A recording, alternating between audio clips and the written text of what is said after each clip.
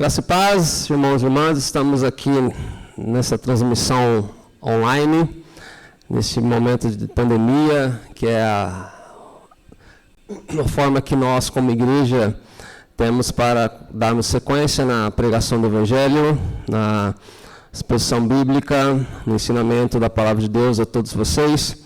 E neste dia, nessa transmissão, nós gostaríamos de meditarmos em um texto da Palavra de Deus e trabalharmos em cima de um tema específico para algumas pessoas, mas que você pode ouvir e ver tranquilamente na transmissão.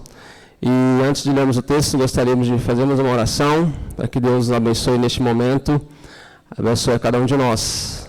Feche os olhos, vamos orar ao Senhor. Deus, nós te louvamos, te agradecemos, ó Deus, pela salvação em Cristo Jesus.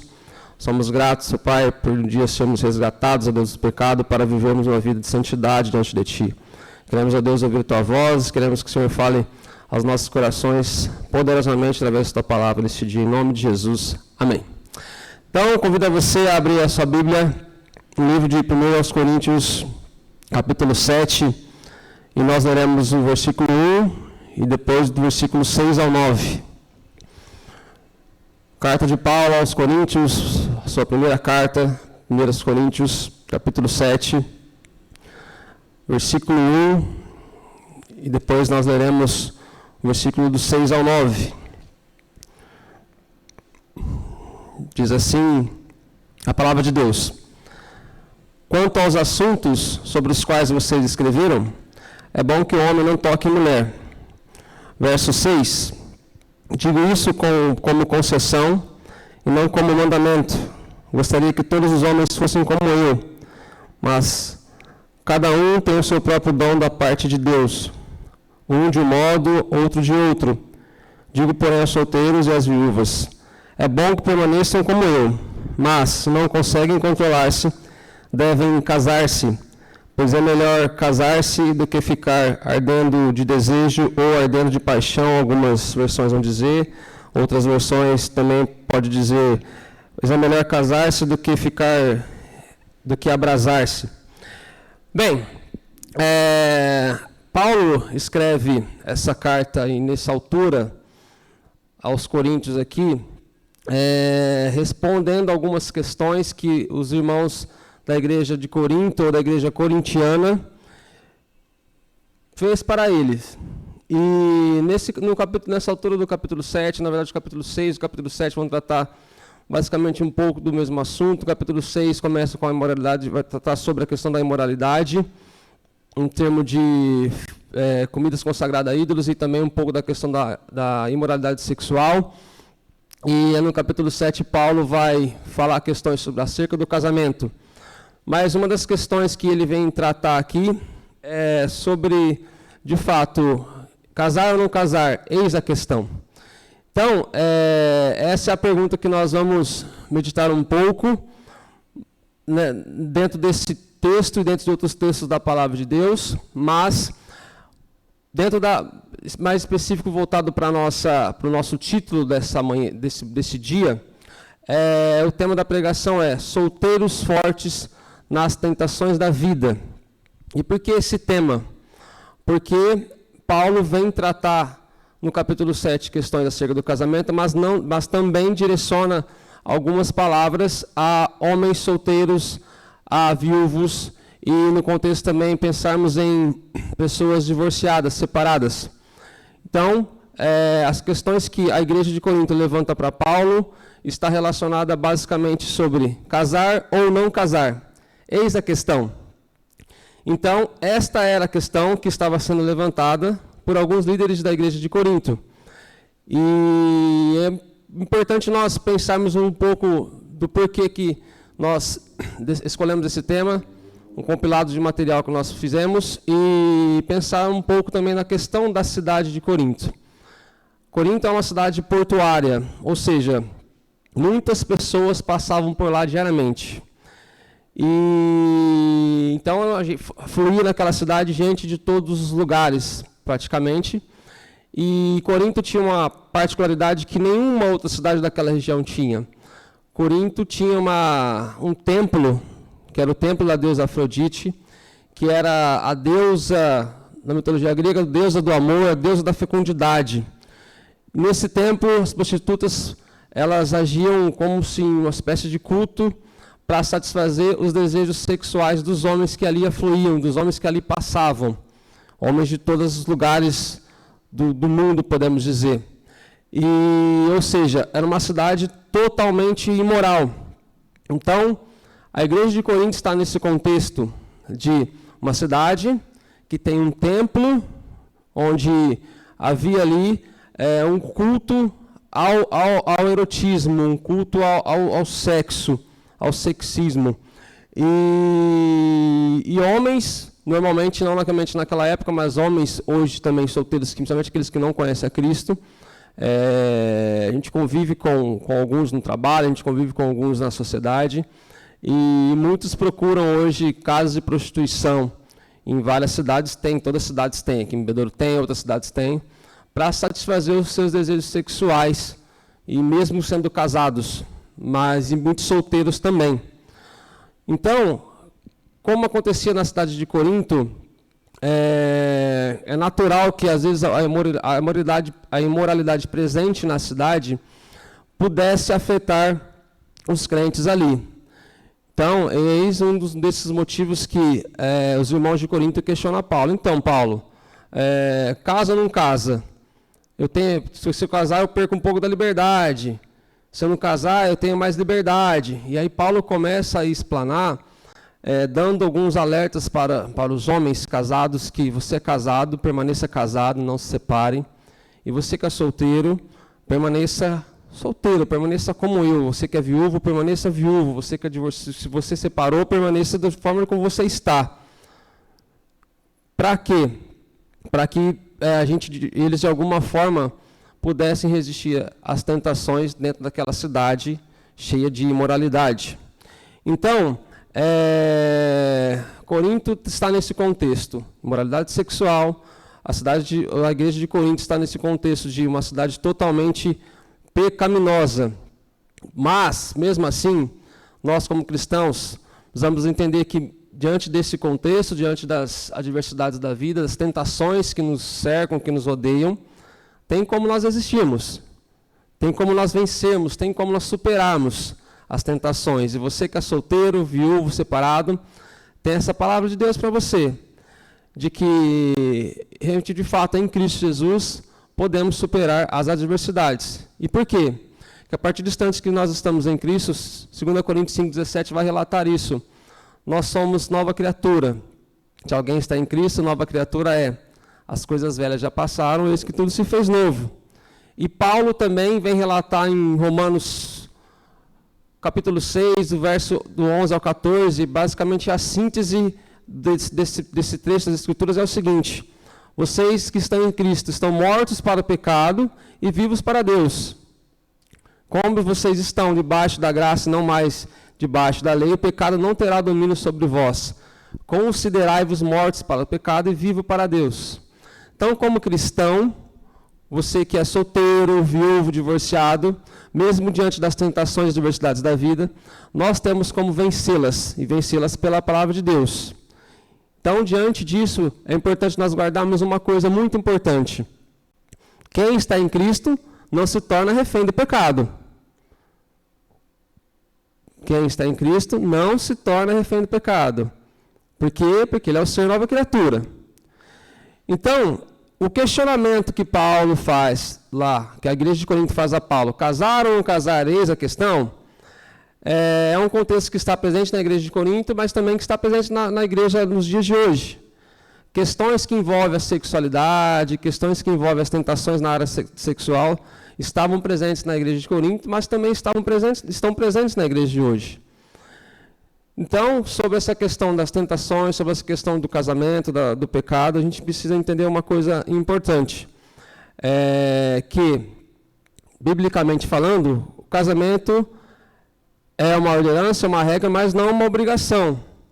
Ok? Então, algumas pessoas, por motivos específicos, bíblicos, motivos justos, preferem a vida de solteiro do que a vida conjugal. Ou seja, como diz o Carlos Oswaldo Pinto, no seu livro Foco no Desenvolvimento do Novo Testamento, o celibato entre os cristãos, ou seja, a vida de solteiro entre os cristãos é aceitável, mas depende de uma capacitação especial de Deus, que é o que Paulo relata um pouco sobre essas questões, no versículo 8 que nós acabamos de ler, no versículo 9 também, que diz, digo, porém, aos solteiros e às viúvas, uma palavra específica, é bom que permaneçam como eu, ou seja, é bom que permaneçam sem um casamento no momento, sem ter um parceiro, uma parceira no momento, tá? Mas, diante da palavra do Carlos Oswaldo Pinto, é importante nós refletirmos e pensarmos um pouco que essa decisão de ser o solteiro, do celibato, realmente depende de uma capacitação especial de Deus por causa das tentações que tem-se muito nessa área, principalmente para os homens, na área sexual. Mas, como ter o desejo ao mesmo tempo e privar-se dele? É possível ser crente e solteiro ao mesmo tempo? Como ter uma vida santa de solteiro no nosso dia a dia, na nossa sociedade, diante de Deus? Então, nesse momento, nós vamos pensarmos em como temos essa vida santa e nós vamos pensar em 3 pontos dentro da palavra de Deus. O primeiro ponto que nós vamos pensar, a primeira atitude que nós, como a pessoa, você que é solteiro, viúvo, divorciado, a primeira atitude que você precisa ter é reconhecer e admitir o desejo sexual. Nós, seres humanos, principalmente os homens, somos seres do desejo. O homem, a mulher é conquistada, a mulher é atraída por palavras, por aquilo que ela ouve. O homem, por aquilo que ele vê. Então, o homem, nós somos os seres do desejo, inclusive desejo sexual. Não tem como fugir disso, é praticamente inevitável. Na verdade, tentar fugir é o maior perigo, a gente tende assim. E por isso que é importante admitirmos que nós somos seres do desejo, que as tentações existem, elas são reais, que a nossa luta não é contra a carne ou sangue, mas é contra um inimigo astuto, sagaz, que sabe as nossas fraquezas, as nossas dificuldades. Então, nós precisamos admitir que realmente existe o desejo. E às vezes você tem aquele desejo, aquela opção de querer se lançar numa espiritualidade desenfreada, faz um monte de jejum, quer viver uma vida totalmente falsa de santidade, quer mostrar para as pessoas, quer falar para as pessoas, eu já li a Bíblia várias vezes, li a Bíblia o ano todo, e todos os dias eu leio a Bíblia, eu oro, eu jejuo e tudo mais, mas aí a hora que vem a primeira tentação você cai. Então é uma falsa espiritualidade, é uma espiritualidade que de fato ela até podemos dizer antibíblica, porque você diz que pratica algumas coisas, você diz que faz algumas coisas, mas na verdade no fundo você pratica outras quando você está sozinho. Você às vezes é viciado em pornografia, mas às vezes você diz que para todo mundo que você lê a Bíblia, que você é um homem fiel de Deus. Você põe com a máscara de santidade no seu dia a dia, mas quando você está sozinho é realmente quando você demonstra quem você é, um homem pecador. Então, esse tipo de espiritualidade falsa, ela não é sadia. Na verdade, ela maltrata e adoece.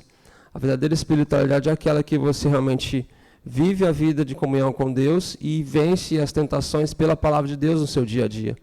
Então, é importante você admitir, quando você pecar, admitir realmente, poxa, eu pequei, pastor, irmão, eu tenho essa dificuldade nessa área sexual. Realmente admitir que a tentação existe. Isso é um passo importante para realmente termos uma vida santa diante dos desejos sexuais. Isso para você solteiro, viúvo, divorciado, é muito importante. Crer em Deus não é um aprisionamento. Viver uma vida de busca constante ao Senhor não é um aprisionamento. Até porque Jesus veio nos libertar, veio nos livrar das múltiplas formas de aprisionamento do pecado. João 8,32 e o verso 36 nos traz uma palavra muito forte e importante. E conhecereis a verdade vos libertará. Se, pois, o Filho vos libertar, verdadeiramente sereis livres. Ou seja, em Cristo nós temos a liberdade, não para pecar, mas realmente para termos uma vida de santidade, de reconhecer erro, de reconhecer as nossas fraquezas, pois é a partir desse instante que o Espírito Santo vem e faz a obra em nossos corações e faz com que realmente sejamos livres do pecado, das tentações. Quando a tentação vier, você estará fortalecido de fato, verdadeiramente nele. Por quê? Porque você reconhece e admite, não, eu tenho a fraqueza. Eu tenho a fraqueza nessa área sexual. E eu, como solteiro, como vivo divorciado, não quero me abster disso. Quero viver uma vida realmente voltada para o Senhor. Então, entender, reconhecer e admitir o desejo é muito importante. Por quê? Porque é um caminho para realmente vencermos as tentações e as dificuldades e as fraquezas no nosso dia a dia, na nossa vida. Há um exemplo clássico nas Escrituras de um homem de Deus, que não reconheceu essa questão, mas um dia, quando os reis iam para a guerra, o rei Davi resolveu ficar no seu palácio. E esse é um exemplo clássico de não reconhecer um desejo pecaminoso. Por quê? Davi está lá sem fazer nada no palácio. Está lá de bobeira, está lá pensando na vida. Com certeza não estava pensando nos homens que foram para a guerra. E, de repente, resolveu subir para o terraço. E de lá viu uma mulher bonita se banhando, que era Batseba. E Batseba estava naquele momento tomando banho. E aí uma pergunta que a gente pode, só para refletir, mas será que foi a primeira vez que Davi viu essa cena? Não sabemos, as Escrituras não deixam claro. Mas e o final da história foi bem triste, porque Davi faz toda uma trama para que o marido de Batseba, Davi casado, Batseba casada também, ele faz toda uma trama para que o marido de Batseba fosse morto na batalha. Para quê? Para que ele que já tinha visto ela, ele que já tinha tido a relação, para que Davi tivesse ela como esposa. Mas ela já era casada. Mas Davi achou ela formosa, achou ela atraente, e ele, por tê-la visto tomando banho no seu terraço, ele tem o desejo por ela, mesmo sendo casado. Então, ele, basicamente, de primeiro instante, ele não confessa e não reconhece o desejo pecaminoso. Mas ele faz toda a trama e ele comete dois pecados ao mesmo tempo, que é o homicídio e o adultério. Então, Davi tem esse deslize na vida por não reconhecer esse desejo pecaminoso na área sexual. E hoje,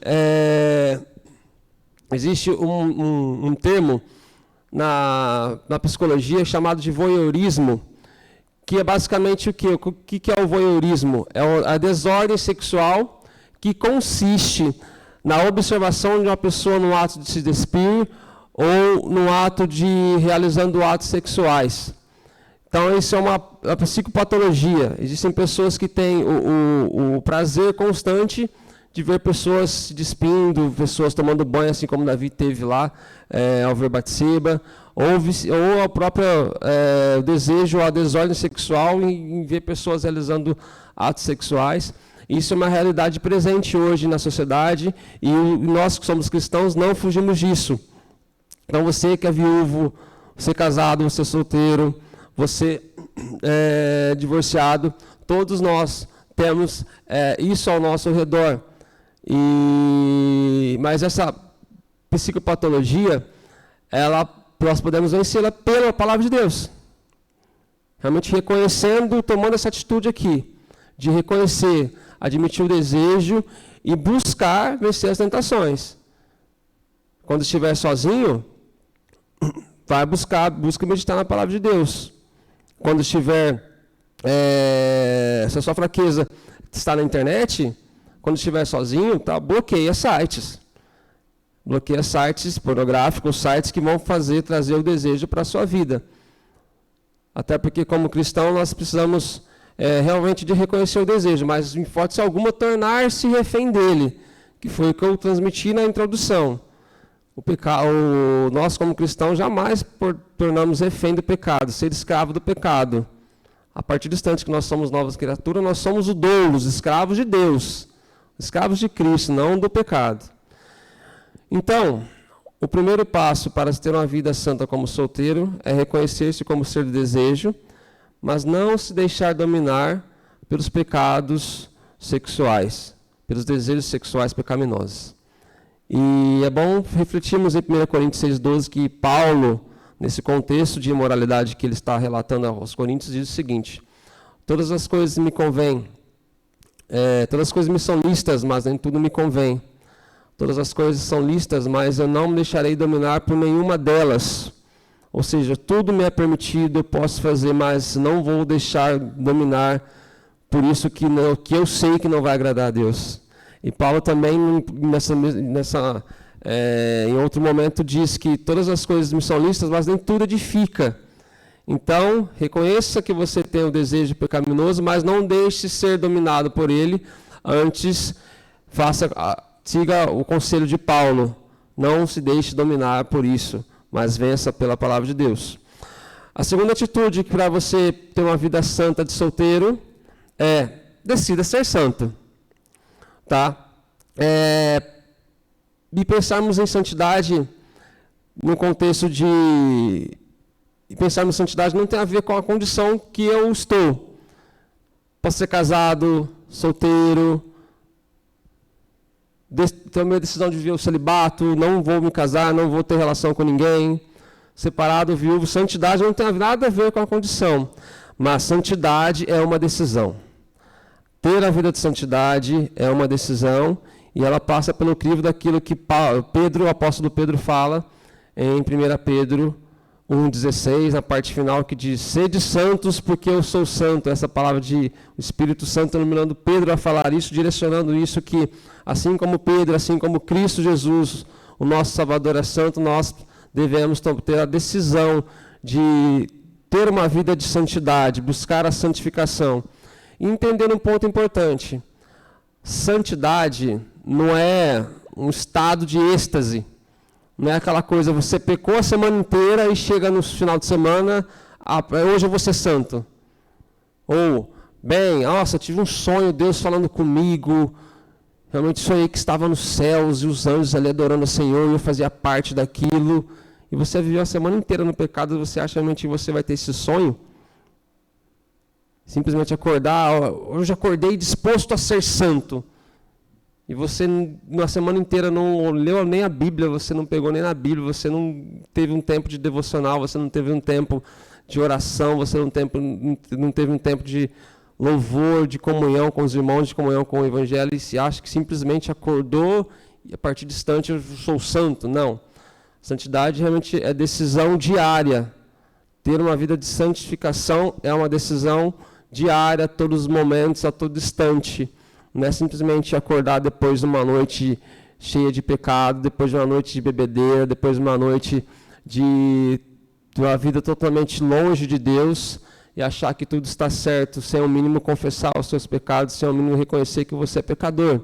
Não. Santidade é uma decisão que nós devemos tomar em todo instante e todo momento, assim como é a decisão de aceitarmos a Cristo como nosso Senhor e Salvador. É uma decisão que eu tomo para a minha vida toda. Não é uma decisão que eu tomo de momento. Não é um sonho, não é um êxtase que eu agora a partir de hoje eu vou ser santo. Aí 10 minutos depois você vai e simplesmente esquece todo aquele propósito, aquela palavra que você transmitiu há 10 minutos antes. Então, santidade, decidir ser santo, é uma decisão, uma atitude, a segunda atitude que nós entendemos que você como solteiro, viúvo e separado deve ter para vencer as tentações na área sexual. Em Hebreus, nós encontramos a seguinte afirmação, em Hebreus 12:14, a parte final: busque a santificação sem a qual ninguém verá Deus. Ou seja, gente, se você quiser realmente, diz que é salvo, se você diz que realmente quer ver a Cristo quando você morreu, quer ser arrebatado um dia quando Ele vier nas nuvens para te buscar, A sua vida tem que ser realmente em busca da santificação. A nossa vida tem que ser realmente de santidade constante, através da leitura bíblica diária, através da vida de oração, através realmente da pregação do Evangelho às pessoas. Realmente a nossa vida tem que ser aquilo que Cristo fala, ser luz, sal da terra e luz do mundo. Realmente ser a diferença. Por quê? Porque nós vivemos numa sociedade apelativa, principalmente em relação a essa parte dos desejos sexuais. Ela mostra constantemente em novelas, na televisão, em seriados, em tudo diante de nós, essa questão do apelo à sexualidade. E o exemplo disso é que nos últimos anos, um dos movimentos que mais explodem no país no aspecto da música é o famoso funk. E que não tem nada a ver com os primórdios do funk mesmo, o funk de essência. O funk da essência é uma música melhor elaborada, é uma música com letras mais sem apelação ao sexo, mais voltadas realmente para a questão da alegria, música mais trabalhadas. O funk hoje no Brasil, ele é voltado à sexualidade, com letras com cunho de violência, com letras com cunho sexual, onde algumas letras fazem da mulher como uma escrava sexual do homem.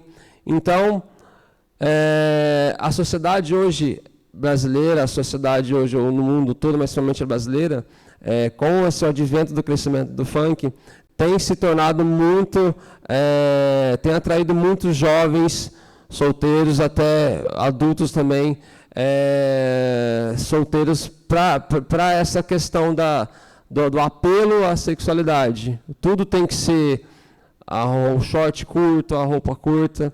E nós, como seres humanos, seres do desejo, como nós falamos no início, nós que vamos tomar uma vida de decisão de santidade, precisamos entender que isso existe, mas nós precisamos desviar-se disso.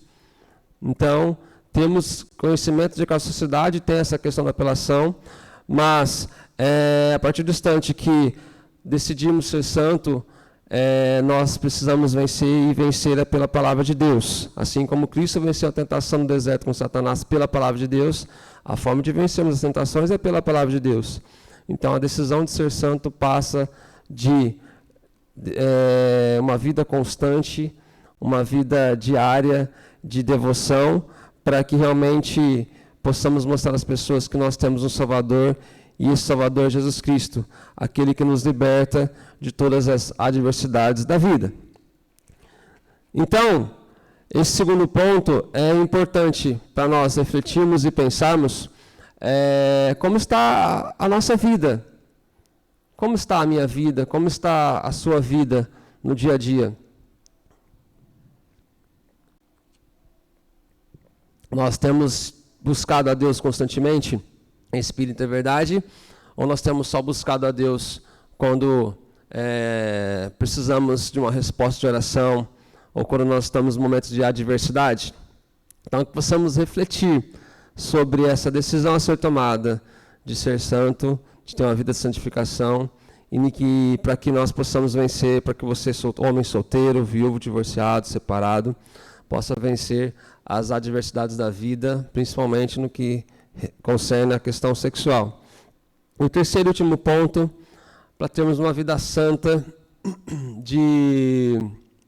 diante como solteiro, como viúvo, como separado, diante das tentações da vida. A terceira atitude é: pense alto, pense nas coisas que são do alto. Nós vivemos hoje também uma sociedade, além da apelativa para a questão sexual, ela está cada vez mais materialista. Ela está cada vez mais sustentada pelo desejo de ter, a via do consumo. É o desejo incontrolável de comprar alguma coisa. E principalmente nesse período de pandemia, em que muita gente está em casa, você é cada vez mais tentado, você não é tentado a ir à loja, ao centro, ao shopping, mas a internet, o celular está diante de você. E esses dias eu vi uma reportagem na televisão que as compras online aumentaram grandemente, porque as pessoas estão em casa, às vezes estão na questão do home office, e às vezes tem um tempinho, deixa eu ver se tem alguma promoção de alguma coisa. Às vezes a pessoa nem está precisando daquilo, mas isso tem crescido muito, a questão do consumo. A sociedade já é assim naturalmente, e com essa questão da pandemia, aumentou-se ainda mais. Então, é necessário, nós rompermos esse círculo vicioso para termos uma vida mais saudável. E para passarmos por isso, você que é solteiro, vivo separado, para você também não ser conduzido, além da área sexual, ser conduzido a ter uma vida de materialismo, chegar naquela conclusão de que, se eu não tiver isso, não serei feliz. Se eu não tivesse celular, se eu não tivesse a camisa, se eu não tivesse carro, essa casa, eu não serei feliz. Sim, você será feliz, porque se você aceitou Jesus como seu único e suficiente Salvador, Ele é o tudo nas nossas vidas. O Senhor é meu pastor, de nada terei falta. O Salmos 23 nos mostra isso, e nos fala isso, nos orienta isso, para realmente termos a nossa satisfação somente em Cristo.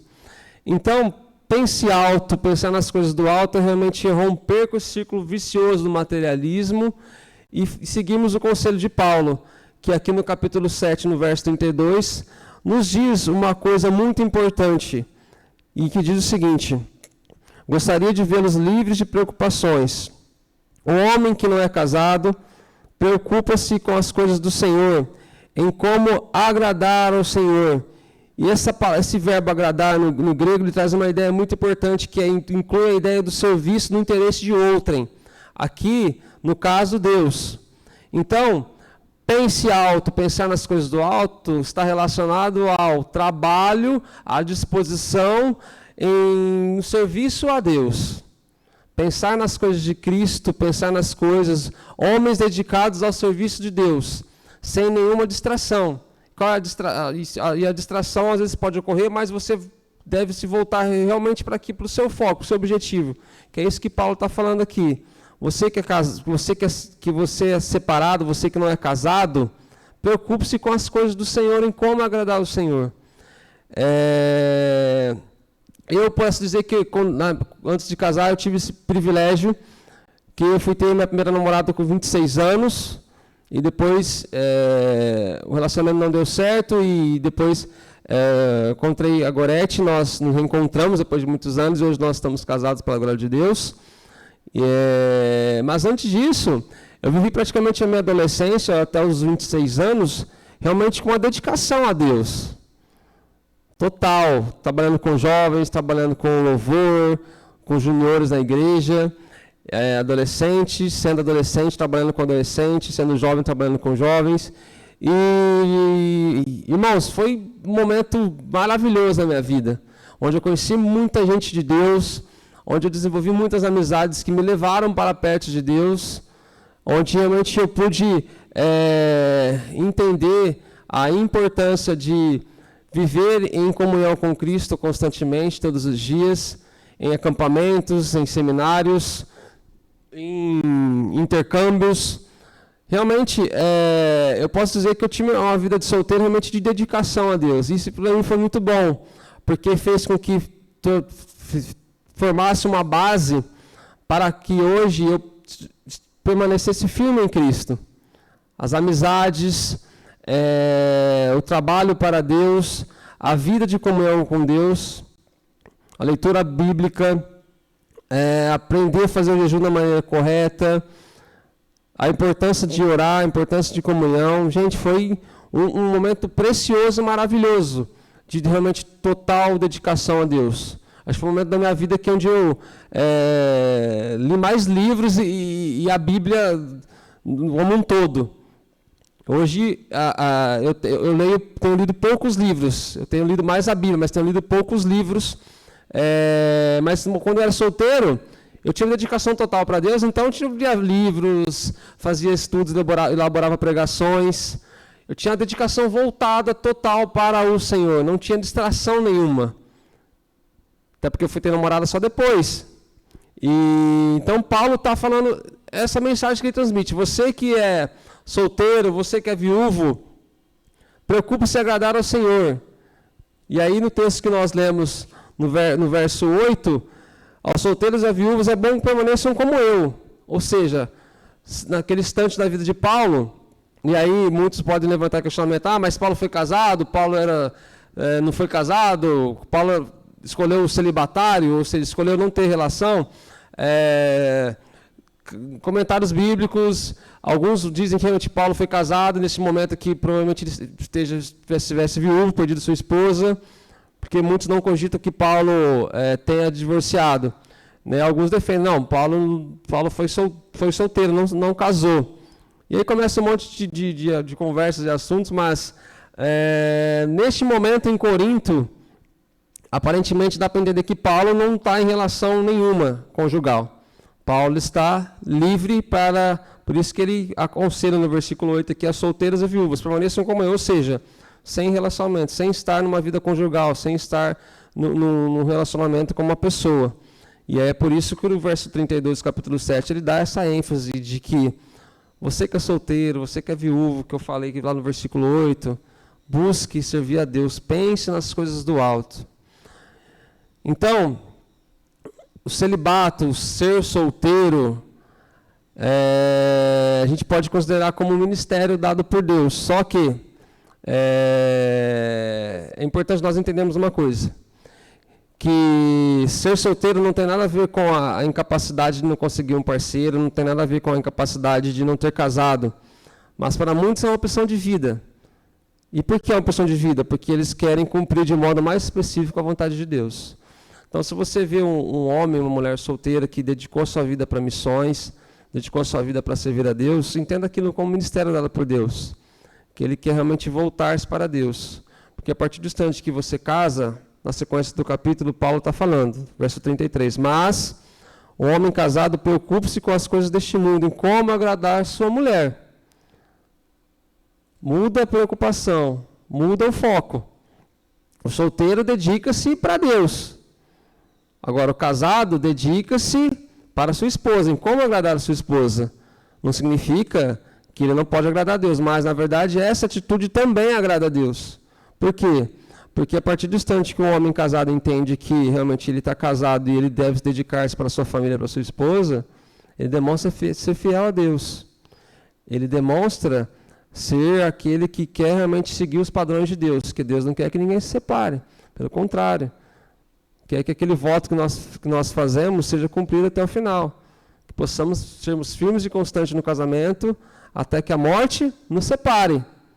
Agora, se você não decidiu ter a vida de solteiro, ou se você casou e perdeu o seu parceiro, o seu cônjuge, e perdeu a sua esposa, permaneça viúvo, se possível. E entenda isso como um ministério dado por Deus mesmo. E se você está nessa situação, se você também é divorciado, permaneça também dessa forma. Para quê? Para que você tenha uma disposição para a obra, para o serviço de Deus. Pensar nas coisas que são do alto. Pensar nas coisas onde Deus está. Ou seja, nas palavras de Paulo, ficar solteiro não é algo ruim, não é algo negativo. Mas pode ser uma forma de você realizar um trabalho, um ministério que abençoe muitas vidas e glorifica o nome de Deus. Então, você solteiro, viúvo, divorciado, temos esse conselho do apóstolo Paulo, temos esse conselho das Escrituras Sagradas, da Palavra de Deus. Permaneça como está e, se você decidiu permanecer como está, busque glorificar a Deus através da sua obra, busque glorificar a Deus através de um ministério, e o ministério ele é abrangente, ele pode ser em visitar hospitais, ele pode ser em cuidar de órfãos, viúvas, ele pode ser de ser um pregador do evangelho, ele pode ser um chamado pastoral para você ir para um seminário, para você ali estudar e exercer o pastoreio de pessoas, o cuidado de pessoas, à frente de uma igreja, à frente de uma congregação. Então, ele é abrangente. Ele abrange também a questão do ministério de música, ministério com crianças, ministério com jovens, ministério também com idosos, ou até mesmo ministério para solteiros. Então, ele é bem abrangente, tem uma área muito vasta para você buscar, para nós buscarmos aí, servirmos ao Senhor, em pensar nas coisas que são do alto, ter uma vida realmente de dedicação à obra de Deus. Se você realmente decidir permanecer nessa situação de sou solteiro, vou morrer solteiro, eu perdi a minha parceira, sou viúvo, então vou permanecer assim, me separei, não quero mais casar, vou permanecer assim. Então, se você é cristão, está nessa situação, pense nas coisas que são do alto, reconheça e admita o que existe um desejo, decida ser santo. E a conclusão de tudo que nós falamos aqui nessa pequena palestra é mostrar que a Bíblia não estigmatiza, não condena uma pessoa solteira, mas é para mostrar que é plenamente possível ser solteiro e realizado em Deus. É possível ser solteiro e saber lidar com a questão do desejo sexual por conta de uma causa maior que a obra de Deus, que é fazer a obra de Deus. Então, você que é solteiro, viúvo, divorciado, viva para a glória de Deus. Tenha uma vida constante de leitura bíblica, tenha uma vida constante de devocional bíblica. Tenha um momento do seu dia em que você vai buscar a Deus realmente em espírito e verdade. Seja de manhã, tarde ou à noite, não importa o momento você que vai decidir para a sua vida qual é o melhor momento. Mas tenha uma vida realmente devocional, uma vida de oração, uma vida realmente de falar com Deus todos os momentos, todos os dias, em todo instante, seja com o olho aberto, seja dirigindo, seja no trabalho, seja antes de tomar uma decisão no trabalho, uma decisão na vida. Tenha uma vida realmente de oração também. Tenha um tempo de oração ao chegar no seu quarto, assim como Jesus aconselha. Feche a porta e o Deus que o vê em secreto te recompensará. Mateus 6. Então, você solteiro, viúvo, divorciado, viva para a glória de Deus. Viva para a glória de Deus. Viva uma vida realmente que você vai agradar ao Senhor, e com certeza você será vitorioso diante das tentações sexuais, diante do materialismo, diante das tentações da vida. Mas somente assim, é somente a partir desses 3 pontos que nós, dessa atitude de reconhecer e admitir que existe um pecado, de decidir ser santo e pensar nas coisas do alto. Basicamente, esses 3 pontos que nós consideramos importantes para você realmente viver para a glória de Deus. Tem mais outros pontos, mas nós vamos utilizar somente esses 3 neste dia, para que você realmente tenha uma vida feliz, para que você realmente tenha uma vida de desafios constantes e diários diante do Senhor, mas que você possa viver para a glória dele, para a glória dele todos os dias da sua vida. Deus o abençoe grandemente, Deus o fortaleça a cada dia, busque amigos espirituais nessa condição que você está, pois amigos espirituais são muito importantes, pessoas que vão te levar para perto de Deus e para longe de tudo aquilo que desagrada a Deus, todo pecado. Então, tenha essa vida, tome essas atitudes no seu coração, coloque-se diante de Deus constantemente e viva para a glória de Deus. Que Deus o abençoe, tenha uma ótima semana, tenha um ótimo restante de ano, que você possa ser vitorioso diante das tentações da vida, para a glória de Deus Pai. Vamos orar para finalizarmos. Feche seus olhos. Deus, nós te agradecemos porque o Senhor está aqui, te agradecemos porque o Senhor é o Deus que nos sustenta, é o Deus que nos guarda, é o Deus que nos fortalece, ó Deus. E te pedimos, ó Pai, que o Senhor venha dar forças, ó Pai, aos solteiros, aos viúvos, ó Deus, separados, para realmente que viva uma vida de santidade, uma vida de devoção diária diante do Senhor, ó Pai, para que realmente seja o diferencial, ó Deus, da nossa sociedade, ó Pai, e para que nós também que somos casados, ó Deus, como servos do Senhor, possamos realmente ter uma vida, um modelo familiar exemplar, ó Deus, em nossos lares, ó Pai, onde a presença do Senhor, ó Deus, seja a luz, onde a presença do Senhor seja constante, ó Pai. Nos ajude a cada dia, ó Deus, a sermos fiéis ao Senhor, ó Pai, e que possamos, ó Deus, a cada dia sermos tementes, ó Deus, ao Senhor, a sua voz, e que esse momento de crise que está o mundo, ó Pai, que nós possamos ser realmente a resposta de oração de muitos, ó Pai, trazendo uma solução, realmente que fará com que as coisas, ó Deus, voltem ao normal, diante da Tua atuação, diante da Tua ação, ó Espírito Santo de Deus. Continue a nos fortalecer a cada dia, em nome de Jesus. Amém. Amém, Deus abençoe, até a próxima.